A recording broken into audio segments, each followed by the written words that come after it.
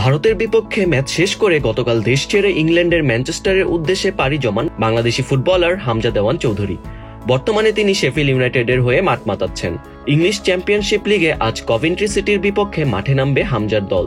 তবে গুরুত্বপূর্ণ ম্যাচের আগে দলের সেরা মিডফিল্ডার হামজা চৌধুরীকে খুঁজে বেড়াচ্ছেন ক্লাবটির কোচ ক্রিস ওয়াইল্ডার। তাই হামজা ভক্তদের মনে প্রশ্ন জাগতেই পারে, ম্যানচেস্টারে পৌঁছে কোথায় হারিয়ে গেলেন হামজা?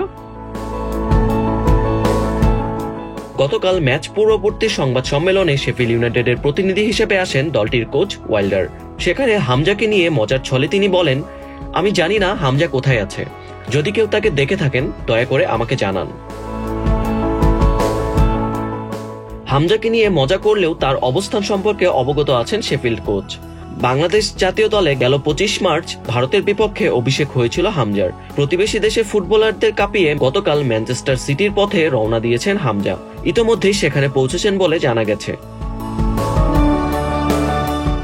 জাতীয় দলের হয়ে খেলাটা হামজার জন্য বিশেষ গুরুত্বপূর্ণ বলে মনে করেন কোচ ওয়াইল্ডার। তিনি বলেন, সে নিশ্চয়ই এটি উপভোগ করেছে। এটি তার জীবনের একটি বড় অংশ, যা তার এবং তার দেশের জন্য অনেক গুরুত্বপূর্ণ। বাংলাদেশ ভালো একটি ফল পেয়েছে, আর হামজা এর অংশ ছিল। ভারতকে কাঁপিয়ে আসলেও অভিষেক ম্যাচটি জেতা হয়নি হামজা চৌধুরী। ভালো ফিনিশিং এর অভাবে 5টি সুবর্ণ সুযোগ মিস করে বাংলাদেশ। ফলে গোলশূন্য ম্যাচে ফলাফল ড্র নিয়ে দেশে ফিরেছিল লাল সবুজের প্রতিনিধিরা। শিলংয়ের জওহরলাল নেহরু স্টেডিয়ামে পুরো 90 মিনিট নিজেকে উজাড় করে দিয়েছেন হামজা চৌধুরী।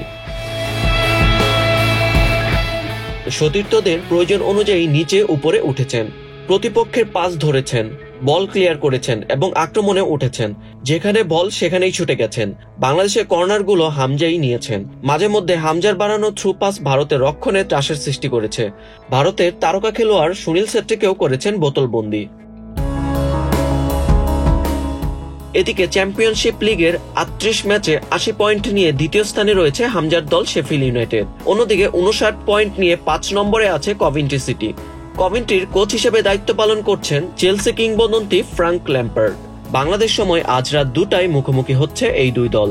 গুরুত্বপূর্ণ এই ম্যাচে অবশ্যই পয়েন্ট হারাতে চাইবেন না শেফিল্ড কোচ, তাই হামজাকে দেখা যেতে পারে শুরুর একাদশে।